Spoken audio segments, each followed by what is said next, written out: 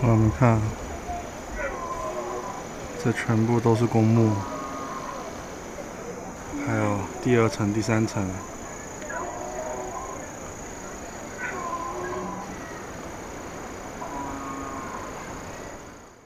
我现在到了那个四川的那个汶川遗址这边纪念馆。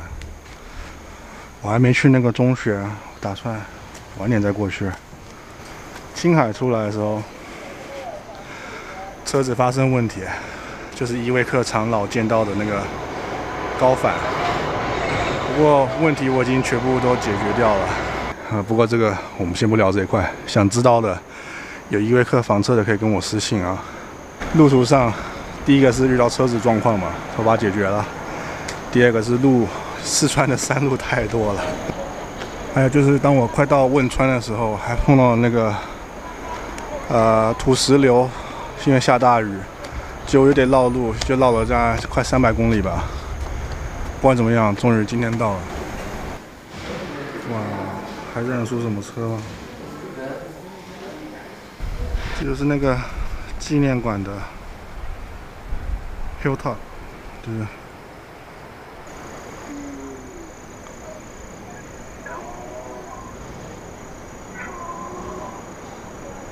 到了那个中学遗址的这个位置了。我们今天所站在的地方呢是玄口中学。玄口中学呢是整个汶川县唯一保留下大型遗址。那么地震发生的时候，咱们都知道汶川特大地震。其实汶川特大地震受损最为严重的地方是你们今天所在的地方映秀镇。07年末的时候，映秀镇这里全镇统计人口是16000人左右，常住人口呢是12000。七村以社区组成的小镇，在那场大地震中，当时整个映秀镇80%的房屋是完全遭到破坏，可以说几乎被夷为平地的小镇。而当时我们映秀镇就遇难了6566人。而玄口中学是本个5.12汶川特大地震中整个映秀镇伤亡最少，包括建筑群损伤最小的地方，就是你今天所处在的位置。当年有在校学生1527名，老师呢有133名。地震的发生，学校总共遇难人数55人，其中包括43名学生、8名老师、2名职工、2名职工家属，总共55人遇难。那么在这栋大楼废墟下方呢，最为遗憾的一件事情就是，这栋大楼下方至今还掩埋了19名学生和2名老师，总共21具遇难者遗体，长眠在这栋大楼下方，没有进行挖掘。而接下来呢，我们要参观的地方呢，是属于这所学校当时垮塌。受损都是比较严重，但是造成的人员伤亡却是比较少的地方，就是我们的宿舍楼。宿舍楼人员伤亡少的原因是由于这所学校当年改了一个上课时间，原本的2点40上课改到了2点20，那说明只有短短的8分04秒的时间，改变了很多人的命运。那么我们可以看到，在我们眼前出现了一个废墟。这栋废墟呢，在地震以前的高度是5层楼高的。高中部的男女生的公寓楼，但是在地震的摇晃过程中，地面上波浪起伏，横波、纵波互相剧烈拉扯的情况下，使得这栋大楼完全垮塌。1、2楼还做了青年老师的宿舍楼，这里有一家人在，而且这一家人还有2个是身怀有孕者。她们2姐妹，姐姐呢是这所学校的任课老师，当天下午是没有课，妹妹是地震前1周才到学校的。这2姐妹分别怀孕了6个月和3个月生育。地震发生的时候呢，这一家人总共是6口人的家庭，因为还有他的父亲和母亲，还有就是2个未出世的宝宝，一家6口人的家庭，经过地震发生的时候，仅只用了1分22秒的时间，而这一家人所面临的是阴阳2隔，也是面临的是人世间最为悲凉的一件事情，那就是白发人送黑发人痛。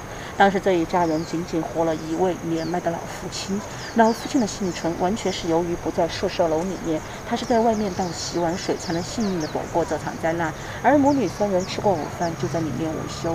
地震发生的时候，因为当时正在午休的阶段，根本不知道状态，房屋倒塌了，这3母女包括2个未出世的孩子，永远的压在了这栋废墟下方。对，这个也是5楼，但这一栋还勉强站着。就刚刚看的那栋已经全躺平了。那么接下来可以看到4合院的建筑。中间有一个天井，四面大楼都是互相相通的。这类大楼呢围成口字形的状态。四合院的建筑呢，依照老校区，它有这样一个寓意，就是圆圆满满。而正前方所出现的是教学楼的楼梯通道，因为在大楼与大楼之间的连接点呢，就是这样楼梯。而大地震在摇晃的过程中，波点起伏的不同，所以两所大楼呢成了一个不同程度坍塌。而这个楼梯通道呢，只是成了一个小小平行出来的感觉，45度的倾斜角。下面这个钢架呢，是后来加固维修它的样子，防止它的二次坍塌。左手边的这栋大楼呢，就是刚才一进大门所看到的5层楼的阶梯，我们的5层楼的主教学楼。而右手上方呢，就是5层楼的阶梯教室。阶梯教室和其他大楼的垮塌方式是完全不同的。整栋大楼的垮塌是往后这样倒塌下去，它是成了一个叠塌型的倒塌。你可以看到一层叠加一层，而今天我们看到的楼层高度是2、3、4、5楼，1楼是完全被压在了下方。而这栋大楼呢，也是一个教学楼，但是这个教学楼比较特殊，就是我们的综合实验大楼，也是附属大楼。就是因为它是附属大楼，所以当天下午的运气很好的一件事情就是，这栋大楼当年只有1个班的孩子在里面上课。而这1个班的孩子在哪呢？你们看，在这个位置有2棵树，却被特殊的挂上了一个记号，叫生命之树的地方。这就是当时孩子们所上课的地方，4楼。4楼楼层是特别高的。发生地震的时候，由于上课时间刚好是8分多钟的时间，那这时的孩子刚好进入教室没有多久。这里有1个班，总共42个孩子的上课的地方。但是在这所大楼里面，地震过后，他创造了一个逃生奇迹，那就是班上42个孩子之中，总共逃生出来了41位孩子，仅仅只有1个孩子在这个地方遇难。还有谁呢？那就是我们的老师方杰，当年就在给孩子们上计算机课。地震发生的时候，完全是没有征兆的一个状态，大楼就开始出现了剧烈的摇晃。当时孩子们说，里面的情况非常的糟糕。桌椅板凳瞬间在教室里面四处乱飞，孩子们东倒西歪，完全处于站不稳的状态。当时的孩子们只知道哭喊叫，而连跑的意识都没有。方杰老师却站在了最有利于逃生的地方讲台。如果要选择逃生，咱们都知道老师是第一个能跑出教室的，但是就是因为老师的这份职责还在，所以当时这位方杰老师毅然地选择了留下，把生的希望留给了所有的孩子们，把死的厄运留给了。当时方杰老师直接大步向前，跨到了门框那地方，用他的身体重重地抵开了即将卡死的防盗门。在抵开防盗门的同时，门框出现了脱落。这时候的方杰老师直接下意识地用双手一拖，给孩子们托起了这样一个生命通道。当时才有这班上41个孩子的幸存。孩子们活了下来，而方杰老师把他的生命却永远地留在了08年那一刻，31岁的年龄。其实今天你们来到选口中学，只是听到的只是这些几个例子而已，其实像这样的英雄比比皆是的。因为5月14号的时候，有2万多官兵饱和到映秀镇展开救援。他们过来的时候，遗体已经散发出了恶臭的味道。我们都知道，大灾过后必定会出现大疫。如果疫情的发生比大地震还要严重，因为这个疫情它是以空气来传播的，所以首先我们处理的就是遗体。遗体的处理方式很简单，因为人比较多，上千人的遗体。集中掩埋到了山上，你们看到对面这片小树林的后方就是如今的遇难者公墓。当时在上方用一个大型的挖掘机挖了4个大坑，深5米、宽5米的4个大坑，然后把遇难者的遗体统一掩埋到了山上。它是作为1层人、1层石灰、1层消毒粉这样进行的掩埋状态。4个大坑里面总共埋了7800多人遇难者，人从人。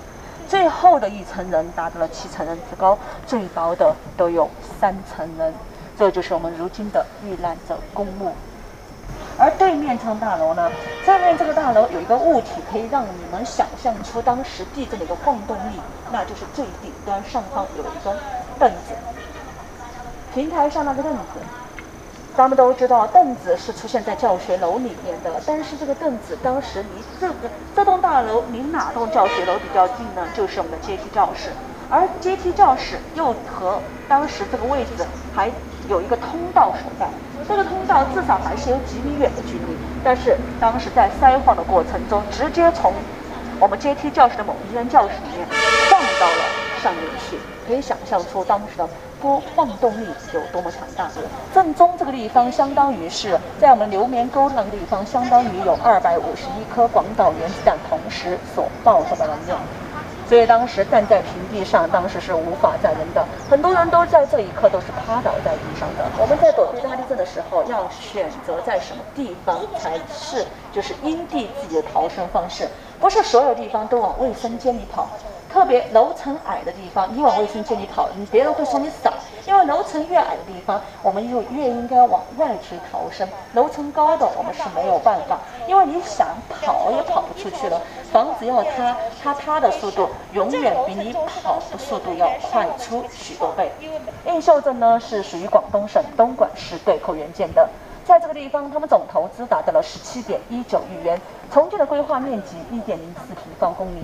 映秀镇凤凰涅槃般浴火重生，成为了大爱无疆的温情小镇。地震过后，我们映秀镇呢，在这个地方的重建呢，它做到了是大震不倒、中震可修、小震不坏的一个修建理念。因为映秀镇属于地震断裂带上，所以现在修建的房子呢，你们可以看到地面的高度有多高，地基打的就会有多深，都是1:1的对比来修建的。所以今天映秀镇的涅槃重生呢，我的家乡同样属于你们的家乡，欢迎你们回家看看，也是再次感谢你们再次来到映秀镇，对映秀老百姓的一个再次帮助。因为映秀镇在地震过后靠的是第3产业旅游业，旅游靠的是游客，游客在这个地方来到这个地方，就是对老百姓的一个最大帮助。今天呢，我的家呢是半山腰上的女子汽车，我靠的就是这份讲解服务。经过汶川大地震过后，映秀人、汶川人深深的知道是什么呢？有一句话是这样的：滴水之恩将涌泉相报。但是映秀人他只能做到滴水之恩将言语相报。所以在此祝愿的亲人们、好人一生平安，扎西的内纳吉纳诺，祝你们一切都好，祝你们旅途愉快。那今天小王的讲述就到此结束了。小王讲述给我们的各位嘉宾在映秀之行上留下深刻而难忘的记忆，非常感谢，谢谢。所以那边就是遗址。看到一点点的，然后对面这个山，这是公墓，就在这里面。你不用去想我们明天要去干什么，那明天做什么、吃什么，这些都不用去想，因为我们最不能预测的就是明天和意外谁先到达，那都是一个未知数。你们只要想到活好今天，活在当下。